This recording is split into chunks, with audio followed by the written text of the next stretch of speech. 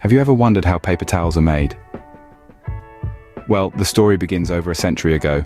It's a tale of innovation, born out of the need for improved hygiene. In the early 20th century, public restrooms were commonly equipped with cloth towels. As you can imagine, this wasn't the most sanitary solution. A shared cloth towel? Quite frankly, it's a bit icky. Enter the Scott Paper Company. They recognized a need for a cleaner, more hygienic alternative. Their solution: paper towels.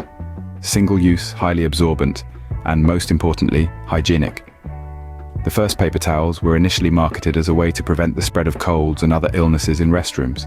And so, the humble paper towel was born, not just as a convenience, but as a guardian of public health, an everyday item with a surprisingly significant purpose. So, the invention of paper towels was born out of necessity, a cleaner alternative to cloth towels. Now let's delve into the intriguing process of how they are made. Everything starts with the raw material, wood. Now you might be thinking, wood? How does that become a paper towel? Well, let's delve into it. The first step in the journey of a paper towel begins in a forest, but not just any forest and not just any tree.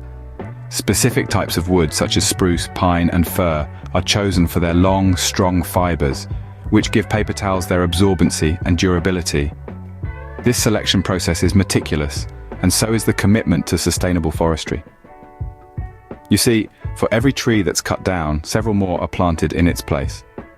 This ensures a continuous supply of raw material, and more importantly, helps maintain the balance of our planet's ecosystems.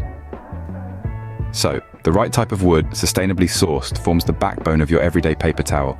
But how does this wood transform into a soft paper towel? Let's find out. The transformation begins with a process called pulping. Imagine a throng of wood chips, each one a tiny piece of the puzzle, waiting to be broken down into even smaller fibers. And that's exactly what pulping does.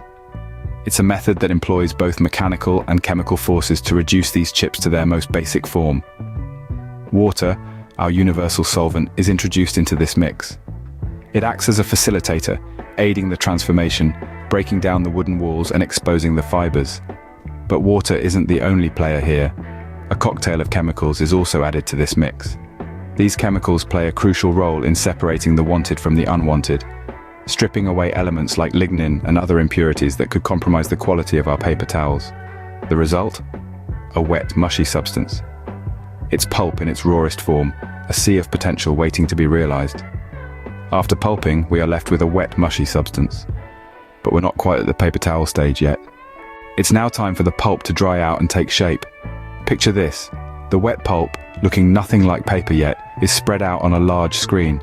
It's a bit like a baker rolling out dough. This screen is then heated, causing the water to evaporate. What's left? A sheet of dry pulp. But we're not quite there yet. Next comes a process called creeping, not to be confused with the delicious French pancake. The dry pulp is scraped off the screen with a metal blade. This process creates the tiny ridges and valleys we associate with paper towels, giving them their unique texture. But that's not all. These ridges and valleys serve a purpose. They make the paper towel soft to the touch, and more importantly, incredibly absorbent. After drying and creeping, our pulp finally resembles the paper towels we're familiar with. But there's one last step. The final step is cutting and packaging. Our long rolls of paper, now transformed into absorbent and textured paper towels, are ready to be cut down to size. Imagine an industrial-grade guillotine, slicing through the rolls with precision, creating the perfect dimensions for your everyday use. But it doesn't stop there. Each individual paper towel roll is then carefully packaged. A machine envelops the roll in a protective plastic cover, ready to shield it from dust and damage during transit. It's then boxed up with its fellow rolls, securely nestled in a carton, ready for distribution. From here, these packs of paper towels embark on their journey to stores around the world. It's quite an operation, isn't it? Transforming a simple tree into a household staple, the humble paper towel. And there you have it.